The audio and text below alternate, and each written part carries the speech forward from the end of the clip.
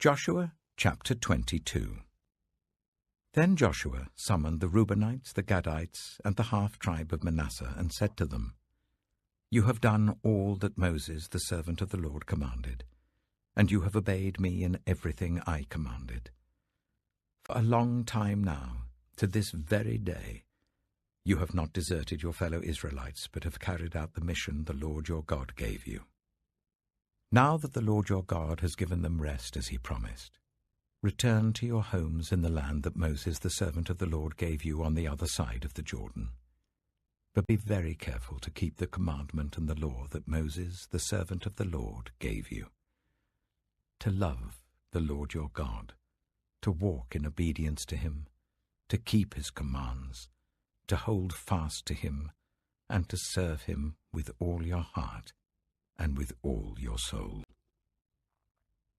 Then Joshua blessed them and sent them away, and they went to their homes.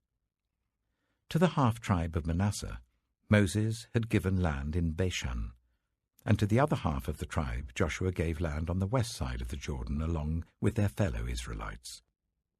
When Joshua sent them home, he blessed them, saying, Return to your homes with your great wealth, with large herds of livestock, with silver, gold, bronze, and iron, and a great quantity of clothing, and divide the plunder from your enemies with your fellow Israelites. So the Reubenites, the Gadites, and the half-tribe of Manasseh left the Israelites at Shiloh in Canaan to return to Gilead, their own land, which they had acquired in accordance with the command of the Lord through Moses. When they came to Geliloth, near the Jordan in the land of Canaan, the Reubenites, the Gadites, and the half-tribe of Manasseh built an imposing altar there by the Jordan. And when the Israelites heard that they had built the altar on the border of Canaan at Geliloth, near the Jordan on the Israelite side, the whole assembly of Israel gathered at Shiloh to go to war against them. So the Israelites sent Phinehas, son of Eleazar the priest, to the land of Gilead, to Reuben, Gad, and the half-tribe of Manasseh. With him they sent 10 of the chief men, one from each of the tribes of Israel, each the head of a family division among the Israelite clans. When they went to Gilead, to Reuben, Gad, and the half-tribe of Manasseh, they said to them, The whole assembly of the Lord says, How could you break faith with the God of Israel like this? How could you turn away from the Lord and build yourselves an altar in rebellion against him now? Was not the sin of Peor enough for us? Up to this very day we have not cleansed ourselves from that sin, even though a plague fell on the community of the Lord. And are you now turning away from the Lord? If you rebel against the Lord today, tomorrow he will be angry with the whole community of Israel. If the land you possess is defiled, come over to the Lord's land, where the Lord's tabernacle stands, and share the land with us. But do not rebel against the Lord or against us by building an altar for yourselves other than the altar of the Lord our God. When Achan, son of Zerah, was unfaithful in regard to the devoted things, did not wrath come on the whole community of Israel? He was not the only one who died for his sin. Then Reuben, Gad, and the half-tribe of Manasseh replied to the heads of the clans of Israel, The mighty one, God the Lord, the mighty one, God the Lord, he knows, and let Israel know. If this has been in rebellion or disobedience to the Lord, do not spare us this day. If we have built our own altar to turn away from the Lord and to offer burnt offerings and grain offerings, or to sacrifice fellowship offerings on it, may the Lord himself call us to account. No, we did it for fear that some day your descendants might say to ours, What do you have to do with the Lord, the God of Israel? The Lord has made the Jordan a boundary between us and you Reubenites and Gadites. You have no share in the Lord. So your descendants might cause ours to stop fearing the Lord. That is why we said, Let us get ready and build an altar, but not for burnt offerings or sacrifices. On the contrary, it is to be a witness between us and you and the generations that follow, that we will worship the Lord at his sanctuary with our burnt offerings, sacrifices, and fellowship offerings. Then in the future your descendants will not be able to say to ours, 'You have no share in the Lord.'" And we said, "If they ever say this to us, or to our descendants, we will answer, 'Look at the replica of the Lord's altar, which our ancestors built, not for burnt offerings and sacrifices, but as a witness between us and you.' Far be it from us to rebel against the Lord and turn away from him today by building an altar for burnt offerings, grain offerings, and sacrifices, other than the altar of the Lord our God that stands before his tabernacle." When Phinehas the priest and the leaders of the community, the heads of the clans of the Israelites, heard what Reuben, Gad, and Manasseh had to say, they were pleased. And Phinehas, son of Eleazar the priest, said to Reuben, Gad, and Manasseh, "Today we know that the Lord is with us, because you have not been unfaithful to the Lord in this matter. Now you have rescued the Israelites from the Lord's hand." Then Phinehas, son of Eleazar the priest, and the leaders returned to Canaan from their meeting with the Reubenites and Gadites in Gilead, and reported to the Israelites. They were glad to hear the report and praised God, and they talked no more about going to war against them to devastate the country where the Reubenites and the Gadites lived. And the Reubenites and the Gadites gave the altar this name: "A witness between us that the Lord is God." Joshua chapter 23. After a long time had passed, and the Lord had given Israel rest from all their enemies around them, Joshua, by then a very old man, summoned all Israel, their elders, leaders, judges, and officials, and said to them, "I am very old. You yourselves have seen everything the Lord your God has done to all these nations for your sake. It was the Lord your God who fought for you. Remember how I have allotted as an inheritance for your tribes all the land of the nations that remain, the nations I conquered, between the Jordan and the Mediterranean Sea in the west. The Lord your God himself will push them out for your sake. He will drive them out before you, and you will take possession of their land, as the Lord your God promised you. Be very strong. Be careful to obey all that is written in the book of the law of Moses, without turning aside to the right or to the left. Do not associate with these nations that remain among you. Do not invoke the names of their gods or swear by them. You must not serve them or bow down to them. But you are to hold fast to the Lord your God as you have until now. The Lord has driven out before you great and powerful nations.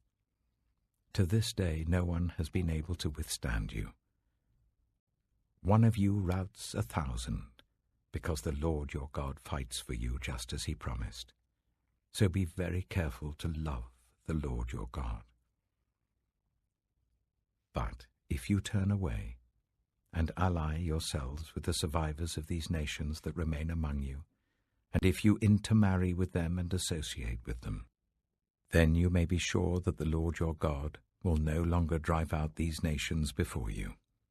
Instead, they will become snares and traps for you, whips on your backs and thorns in your eyes, until you perish from this good land which the Lord your God has given you. Now I am about to go the way of all the earth. You know with all your heart and soul that not one of all the good promises the Lord your God gave you has failed. Every promise has been fulfilled. Not one has failed. But just as all the good things the Lord your God has promised you have come to you, so he will bring on you all the evil things he has threatened, until the Lord your God has destroyed you from this good land he has given you. If you violate the covenant of the Lord your God which he commanded you, and go and serve other gods and bow down to them, the Lord's anger will burn against you, and you will quickly perish from the good land he has given you. Joshua chapter 24. Then Joshua assembled all the tribes of Israel at Shechem. He summoned the elders, leaders, judges, and officials of Israel, and they presented themselves before God. Joshua said to all the people, "This is what the Lord, the God of Israel, says. Long ago, your ancestors, including Terah, the father of Abraham and Nahor, lived beyond the river Euphrates and worshipped other gods. But I took your father Abraham from the land beyond the Euphrates and led him throughout Canaan and gave him many descendants. I gave him Isaac, and to Isaac I gave Jacob and Esau. I assigned the hill country of Seir to Esau, but Jacob and his family went down to Egypt. Then I sent Moses and Aaron, and I afflicted the Egyptians by what I did there, and I brought you out. When I brought your people out of Egypt, you came to the sea, and the Egyptians pursued them with chariots and horsemen as far as the Red Sea. But they cried to the Lord for help, and he put darkness between you and the Egyptians. He brought the sea over them and covered them. You saw with your own eyes what I did to the Egyptians. Then you lived in the wilderness for a long time. I brought you to the land of the Amorites who lived east of the Jordan. They fought against you, but I gave them into your hands. I destroyed them from before you, and you took possession of their land. When Balak, son of Zippor, the king of Moab, prepared to fight against Israel, he sent for Balaam, son of Beor, to put a curse on you. But I would not listen to Balaam, so he blessed you again and again, and I delivered you out of his hand.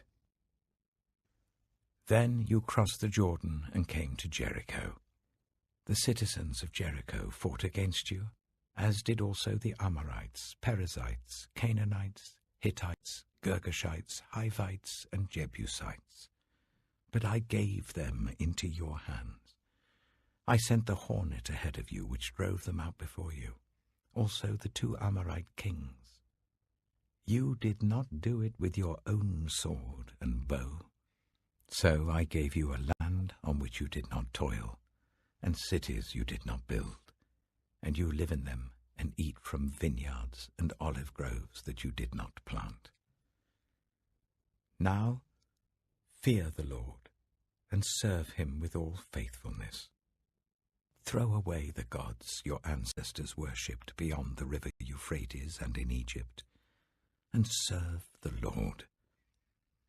But if serving the Lord seems undesirable to you, then choose for yourselves this day whom you will serve, whether the gods your ancestors served beyond the Euphrates, or the gods of the Amorites in whose land you are living. But as for me and my household, we will serve the Lord." Then the people answered, "Far be it from us to forsake the Lord to serve other gods. It was the Lord our God himself who brought us and our parents up out of Egypt, from that land of slavery, and performed those great signs before our eyes. He protected us on our entire journey and among all the nations through which we traveled. And the Lord drove out before us all the nations, including the Amorites who lived in the land. We too will serve the Lord, because he is our God." Joshua said to the people, "You are not able to serve the Lord. He is a holy God. He is a jealous God. He will not forgive your rebellion and your sins.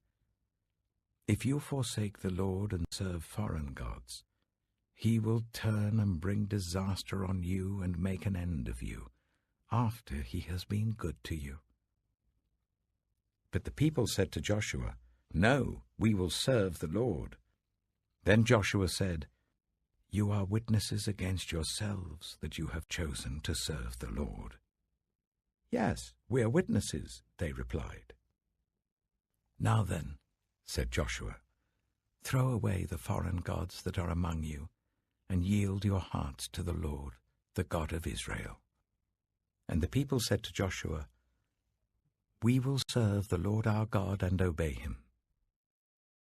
On that day, Joshua made a covenant for the people, and there at Shechem he reaffirmed for them decrees and laws. And Joshua recorded these things in the book of the law of God. Then he took a large stone and set it up there under the oak near the holy place of the Lord. "See," he said to all the people, "this stone will be a witness against us. It has heard all the words the Lord has said to us. It will be a witness against you if you are untrue to your God." Then Joshua dismissed the people, each to their own inheritance. After these things, Joshua, son of Nun, the servant of the Lord, died at the age of 110. And they buried him in the land of his inheritance, at Timnath-Serah, in the hill country of Ephraim, north of Mount Gaash. Israel served the Lord throughout the lifetime of Joshua and of the elders who outlived him and who had experienced everything the Lord had done for Israel. And Joseph's bones, which the Israelites had brought up from Egypt, were buried at Shechem in the tract of land that Jacob bought for 100 pieces of silver from the sons of Hamor, the father of Shechem. This became the inheritance of Joseph's descendants. And Eleazar, son of Aaron, died and was buried at Gibeah, which had been allotted to his son Phinehas in the hill country of Ephraim.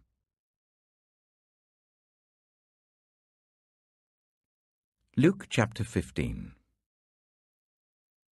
Now the tax collectors and sinners were all gathering around to hear Jesus.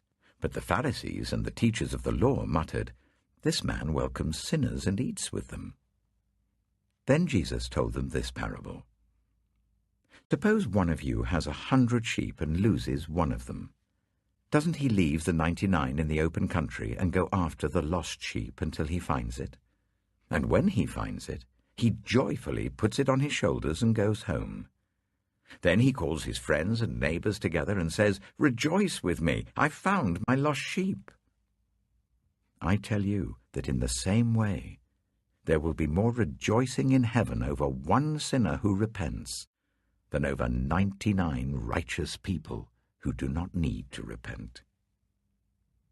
Or suppose a woman has 10 silver coins and loses one. Doesn't she light a lamp, sweep the house, and search carefully until she finds it? And when she finds it, she calls her friends and neighbors together and says, 'Rejoice with me, I've found my lost coin.' In the same way, I tell you, there is rejoicing in the presence of the angels of God over one sinner who repents." Jesus continued, "There was a man who had 2 sons. The younger one said to his father, 'Father, give me my share of the estate.' So he divided his property between them. Not long after that, the younger son got together all he had, set off for a distant country, and there squandered his wealth in wild living. After he had spent everything, there was a severe famine in that whole country, and he began to be in need. So he went and hired himself out to a citizen of that country, who sent him to his fields to feed pigs. He longed to fill his stomach with the pods that the pigs were eating, but no one gave him anything. When he came to his senses, he said, 'How many of my father's hired servants have food to spare? And here I am, starving to death. I will set out and go back to my father and say to him, Father, I have sinned against heaven and against you. I am no longer worthy to be called your son. Make me like one of your hired servants.' So he got up and went to his father. But while he was still a long way off, his father saw him and was filled with compassion for him. He ran to his son, threw his arms around him and kissed him. The son said to him, 'Father, I have sinned against heaven and against you. I am no longer worthy to be called your son.' But the father said to his servants, 'Quick, bring the best robe and put it on him. Put a ring on his finger and sandals on his feet. Bring the fattened calf and kill it. Let's have a feast and celebrate. For this son of mine was dead and is alive again. He was lost and is found." So they began to celebrate. Meanwhile, the older son was in the field. When he came near the house, he heard music and dancing. So he called one of the servants and asked him what was going on. "Your brother has come," he replied, "and your father has killed the fattened calf, because he has him back safe and sound." The older brother became angry and refused to go in. So his father went out and pleaded with him. But he answered his father, "Look, all these years I've been slaving for you and never disobeyed your orders. Yet you never gave me even a young goat so I could celebrate with my friends. But when this son of yours, who has squandered your property with prostitutes, comes home, you kill the fattened calf for him." "My son," the father said, "you are always with me, and everything I have is yours. But we had to celebrate and be glad because this brother of yours was dead and is alive again. He was lost and is found."